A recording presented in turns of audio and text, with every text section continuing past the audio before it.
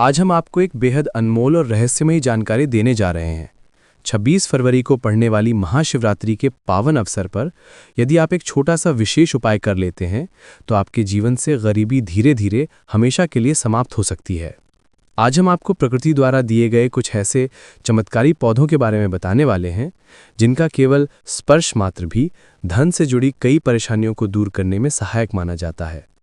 अगर आप इन पौधों की जड़ को महाशिवरात्रि के दिन बताए गए नियमों और श्रद्धा के साथ अपने घर ले आते हैं और सही विधि से उनका प्रयोग करते हैं तो आपके जीवन में अपार धन लाभ के मार्ग खुल सकते हैं। ये कोई साधारण जानकारी नहीं है, ये एक ऐसा रहस्य है जिसे बहुत कम लोग जानते हैं। सच्चे मन और श्रद्धा से किए गए उपाय कभी व्यर्थ नहीं जाते। मैं पूरे विश्वास के साथ कहता हूं कि यदि आपने इस जानकारी को श्रद्धा और पूर्ण आस्था के साथ अपनाया तो आपकी कई बड़ी इच्छाएं पूर्ण हो सकती हैं।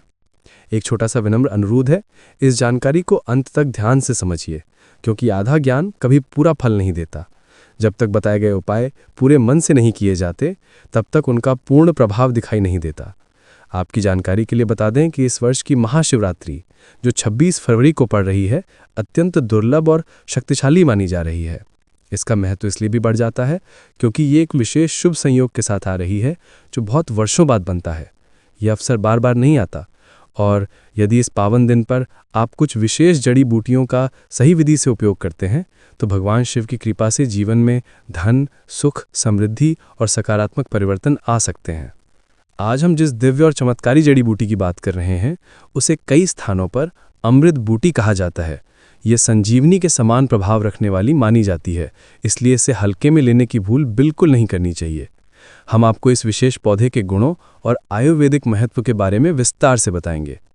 अगर ये पौधा आपके घर के आसपास मौजूद है तो इसे साधारण समझकर नज़रअंदाज करना आपकी सबसे बड़ी भूल हो सकती है। इस पौधे के भीतर छुपी ऊर्जा सच में अद्भुत मानी जाती है। यदि आप बताए गए तरीके से इसकी पूजा अर्चना प्रारंभ करते हैं तो इसका प्रभाव आपको धीरे धीरे अपने जीवन में महसूस होने लगेगा। जैसे जैसे आप इसके चमत्कारी गुणों को जानेंगे वैसे वैसे आपके मन में इसके प्रति श्रद्धा अपने आप बढ़ती जाएगी। ये जानकर आपको गर्व होगा कि भारत की पवित्र भूमि पर आज भी ऐसे दिव्य और अद्भुत पौधे मौजूद हैं जो हमारे जीवन को सकारात्मक दिशा दे सकते हैं। इसे कई जगहों अलग अलग नामों से भी जाना जाता है। हो सकता है आप किसी दूसरे राज्य से हों या कहीं दूर देश से ये जानकारी देख रहे हों। हर स्थान, हर भाषा और हर क्षेत्र में इस पौधे का नाम अलग अलग हो सकता है, लेकिन वीडियो देखकर आप इस पौधे को आसानी से पहचान सकते हैं। खासतौर पर इस पौधे को बहुत से लोग लट्ट जीरा के नाम से जानते हैं और कहीं कहीं इसे अपामार्ग भी कहा जाता है। अब सवाल उठता है कि इसे अपामार्ग क्यों कहा जाता है? इसका कारण बेहद अद्भुत है। इस पौधे के बीज उल्टी दिशा में होते हैं। आमतौर पर अन्य पौधों के फूलों के बीज ऊपर की ओर होते हैं, लेकिन इस पौधे के बीज नीचे की ओर झुके होते हैं, यानी इसका स्वभाव ही उल्टा होता है। इसी कारण इसे अपामार्ग कहा गया है। अपामार्ग का उल्लेख प्राचीन विद्याओं में भी किया गया है। कई गुप्त विद्याओं और विशेष साधनाओं में इसका प्रयोग बताया गया है। आने वाले समय में इसके विषय में और भी गूढ़ रहस्य मैं आप सभी को जरूर बताऊंगा कि आखिर ये पौधा हमारे लिए इतना कीमती क्यों माना जाता है। अब सबसे पहले सभी दर्शकों से एक विनम्र निवेदन करना चाहता हूं। कमेंट बॉक्स में हर हर महादेव और जय भगवान शिव अवश्य लिखिए, और यदि आप भारत की पवित्र भूमि से यह जानकारी देख रहे हैं तो जय हिंद जरूर लिखिए। अब आगे मैं आपको इसके ऐसे आयुर्वेदिक प्रयोग बताने वाला हूं जिन्हें जानने के बाद शायद आप अगली ही सुबह से इसका उपयोग करना शुरू कर देंगे। सिर्फ आयुर्वेदिक प्रयोग ही नहीं बल्कि इसके कुछ ऐसे अद्भुत और प्रभावशाली उपयोग भी बताऊंगा जिनसे जीवन की कई बड़ी समस्याओं का समाधान संभव माना जाता है। जब मुझे पहली बार इस पौधे के बारे में गूढ़ ज्ञान प्राप्त हुआ, वो अनुभव आज भी मेरे दिल में ताजा है। ये घटना उस समय की है जब हम शिवरात्रि के पावन अवसर पर महाकुंभ स्नान के लिए प्रयागराज गए थे। वहीं हमारी भेंट एक सिद्ध महात्मा से हुई। हमने उनसे विनम्रतापूर्वक पूछा, महाराज, अब वर्षों से साधना कर रहे हैं और सिद्धियां प्राप्त कर चुके हैं। हमने उस संत महात्मा से विनम्रता से पूछा, महाराज, आप लोग इतनी कठोर साधना कैसे करते हैं? कैसे कई दिनों तक बिना अन्न जल के तपस्या कर पाते हैं? तब उन्होंने हमें एक विशेष पौधे के बारे में बताया। उन्होंने कहा, एक पौधा होता है जिसे कई जगह चिड़चिड़ा कहा जाता है, कहीं लटजीरा और कहीं अपामार्ग के नाम से जाना जाता है। इस पौधे का बहुत गहरा आध्यात्मिक और आयुर्वेदिक महत्व माना जाता है। आज भी जंगलों में रहने वाले कई संत और साधु जो भगवान शिव की कठोर साधना करते हैं, इसी पौधे का विशेष सम्मान करते हैं। हमारी उनसे भेंट महाकुंभ के दौरान हुई थी, जब स्नान के बाद ध्यान में बैठे थे। तभी हमने उनसे यह गूढ़ रहस्य जानने की प्रार्थना की। उन्होंने बताया कि इस पौधे के बीजों से एक विशेष प्रकार का भोजन तैयार किया जाता है, जिसे बहुत ही सीमित मात्रा में ग्रहण किया जाता है। परंपरागत मान्यता है कि इससे शरीर में विशेष सहन शक्ति आती है और साधना में मन स्थिर रहता है। ये बातें हम धर्म और परंपराओं के आधार पर बता रहे हैं। हमारे धर्मशास्त्रों में भी कहा गया है कि जो व्यक्ति महाशिवरात्रि के दिन सच्चे मन से भगवान भोलेनाथ को प्रसन्न कर लेता है, उसके जीवन के दुख, कष्ट और दरिद्रता का नाश होने लगता है। जिस व्यक्ति पर भोले बाबा की कृपा हो जाती है, वह जीवन में बुद्धिमान, शांत और समृद्ध बनने लगता है। वैसे तो भोलेनाथ बहुत ही सरल है, थोड़ी सी सच्ची भक्ति से ही प्रसन्न हो जाते हैं, लेकिन कुछ विशेष नियम और परंपराएं हैं जिनसे पूजा और भी प्रभावशाली मानी जाती है। उन महात्मा ने हमें यह भी बताया कि इस पौधे की जड़ में माँ गंगा का वास माना जाता है। जी हाँ, ये एक प्राचीन धार्मिक मान्यता है। ये भी कहा जाता है कि पुराने ग्रंथों में वर्णन मिलता है कि अमृत की कुछ बूंदें इस पौधे की जड़ में गिरी थीं, इसी कारण आयुर्वेद में इसे संजीवनी समान माना गया है। आज भी कई धार्मिक परिवारों में, खासकर गांवों में, बुजुर्ग लोग इसकी जड़ की दातुन करते हैं। आपने भी देखा होगा, पुराने समय के स्याने लोग आज भी नीम, बबूल और अपामार्ग जैसी जड़ों का उपयोग दातुन के रूप में करते थे। ऐसा माना जाता है कि इससे दांत मजबूत होते हैं और मुख शुद्ध रहता है। अब सबसे पहले हम इसके आयुर्वेदिक प्रयोग के बारे में जानेंगे। इसके बाद मैं आपको कुछ अद्भुत और चमत्कारी उपयोग भी बताने वाला हूं। सबसे पहला प्रयोग ये बताया जाता है कि अगर इसकी जड़ से नियमित रूप से दातुन किया जाए, ऐसे लोगों के लिए इसका एक विशेष प्रयोग बताया जाता है जिन्हें लंबे समय से दांतों में कीड़ा लगने, दर्द रहने या मसूड़ों की समस्या रहती है। बहुत से लोग ऐसे होते हैं जो किसी कारणवश इलाज नहीं करा पाते या दवा लेने के बावजूद भी दांतों का दर्द बना रहता है।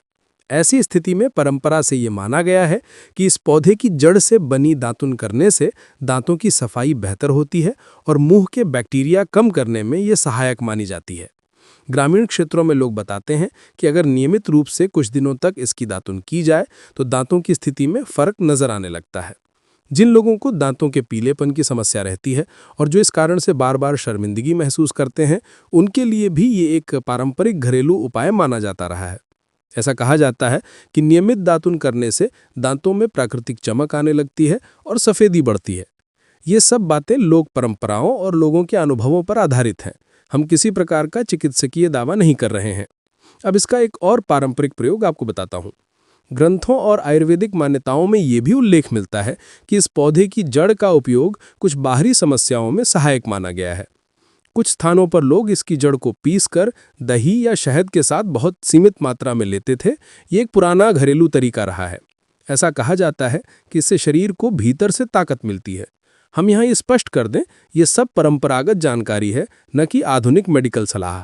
हम किसी बीमारी की गारंटी या दावा नहीं कर रहे हैं। एक बात हमेशा याद रखिए, हर शरीर अलग होता है और किसी भी गंभीर समस्या में डॉक्टर की सलाह लेना सबसे सुरक्षित रहता है। अब आगे आपको इसका एक और रोचक और चमत्कारिक प्रयोग बताने वाला हूँ। कुछ ग्रामीण क्षेत्रों में इस पौधे को लेकर एक बहुत पुरानी लोक मान्यता भी प्रचलित रही है, जिसे लोग परंपरा के रूप में मानते आए हैं। गांव देहात में बुजुर्ग महिलाएं बताया करती थीं कि जब किसी स्त्री को प्रसव के समय अत्यधिक कष्ट होता था या देरी होती थी, तब कुछ लोग धार्मिक भाव से विशेष प्रार्थनाएं करते थे। वे ये सब कार्य आस्था और परंपरा के रूप में करते थे, न कि चिकित्सकीय इलाज के स्थान पर। कहा जाता था कि उस समय कुछ लोग इस पौधे की जड़ को लाल कपड़े में बांधकर ईश्वर का स्मरण करते थे और माँ और बच्चे की कुशलता की कामना करते थे। ये पूरी प्रक्रिया विश्वास और प्रार्थना का एक माध्यम मानी जाती थी, न कि कोई चिकित्सा विधि। मैं यहाँ बहुत स्पष्ट कर देना चाहता हूँ, आज के समय में प्रसव जैसी गंभीर स्थिति में डॉक्टर और अस्पताल की सहायता लेना सबसे सुरक्षित और आवश्यक है। इन परंपराओं का उद्देश्य केवल आस्था और मनोबल बढ़ाना था, इलाज का विकल्प बनना नहीं। इस पौधे से जुड़ी कई पुरानी मान्यताएं हैं और लोग मानते आए हैं कि इसमें विशेष दिव्य ऊर्जा है। इसी कारण इसे लेकर कई आध्यात्मिक प्रयोग प्रचलित रहे हैं। आगे मैं आपको इसके कुछ और पारंपरिक और चमत्कारिक प्रयोग भी बताने वाला हूं। लेकिन हमेशा एक बात याद रखिए, आधुनिक समय में स्वास्थ्य से जुड़ी किसी भी समस्या में डॉक्टर की सलाह सबसे जरूरी होती है। अब आगे जानते हैं इसके और अद्भुत और रहस्यमय प्रयोग। ऐसा माना जाता है कि सही विधि और सच्चे मन से किए गए उपायों से जीवन में सकारात्मक ऊर्जा बढ़ने लगती है। जब सकारात्मकता बढ़ती है तो धन और समृद्धि के रास्ते भी धीरे धीरे खुलने लगते हैं। घर में आने वाली आय में स्थिरता आने लगती है और मन में शांति का अनुभव होता है। इसलिए मैं आपसे यही कहूँगा, इस पूरी जानकारी को अंत तक ध्यान से समझिए, तभी आपको इसका असली उद्देश्य समझ में आएगा। अक्सर लोग आधी बात सुनकर निर्णय बना लेते हैं, जबकि आधा ज्ञान हमेशा अधूरा ही रहता है। अब बात करते हैं इसके एक और पारंपरिक प्रयोग की।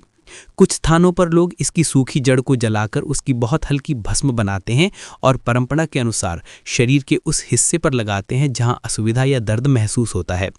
ऐसा माना जाता है कि इससे मन को राहत का अनुभव होता है। हम यहां फिर स्पष्ट कर दें, यह लोक परंपरा है, चिकित्सकीय दावा नहीं। हमारा उद्देश्य किसी को भ्रमित करना नहीं है, बल्कि प्राचीन जानकारी आप तक पहुंचाना है। एक बात मैं दिल से कहना चाहता हूं, हमारा उद्देश्य किसी धर्म को ऊंचा या किसी को नीचा दिखाना नहीं है। हम केवल अपनी संस्कृति और प्राचीन ज्ञान को आप तक पहुंचाने का प्रयास कर रहे हैं। हमारी कोशिश यही रहती है कि आप तक ऐसी बातें पहुंचें जो आपके जीवन में सकारात्मक सोच और ऊर्जा बढ़ाएं। अगर आपको यह जानकारी अच्छी लगती है तो आप इसे अपने मित्रों और परिवार वालों के साथ साझा कर सकते हैं। यह पूरी तरह आपका निर्णय है, कोई दबाव नहीं है। अब अंत में मैं आपको उस विशेष पारंपरिक उपाय के बारे में बताऊंगा जिसके बारे में पहले बात की थी। पर याद रखिए, हर उपाय का असली आधार आपका विश्वास, आपकी श्रद्धा और आपका सकारात्मक कर्म होता है। कोई भी उपाय चमत्कार की तरह नहीं, बल्कि धीरे धीरे अपना प्रभाव दिखाता है। आज मैं आपको एक ऐसा पारंपरिक उपाय बताने जा रहा हूं जिसे लोग पुराने समय से मानसिक शांति और आत्मबल बढ़ाने के लिए करते आ रहे हैं।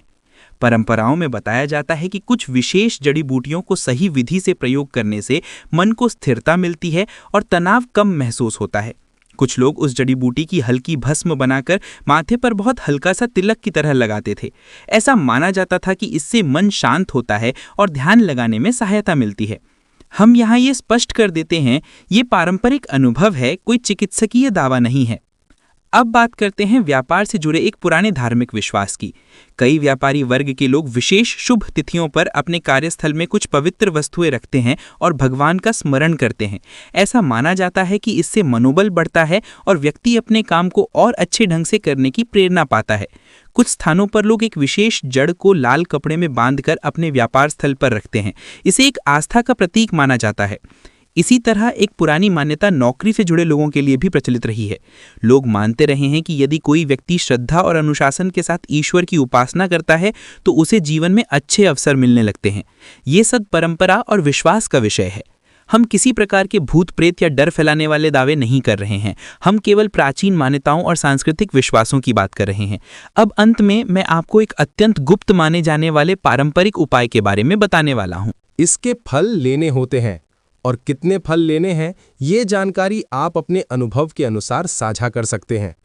अगर आप बेड से जुड़े कोई आयुर्वेदिक या धार्मिक प्रयोग जानते हैं तो कमेंट में जरूर लिखें, ताकि ये ज्ञान और लोगों तक पहुंच सके। आपकी बताई हुई जानकारी से बहुत से लोगों को लाभ मिल सकता है। आपको ये जानकारी कैसी लगी, ये भी जरूर बताइए। अगर वीडियो आपको उपयोगी लगी और कुछ नया सीखने को मिला हो तो उसे पसंद जरूर करें और आगे भी ऐसी जानकारी पाने के लिए जुड़े रहें। आपका अनुभव और आपकी राय बहुत महत्वपूर्ण है, इसलिए खुलकर अपनी बात साझा करें।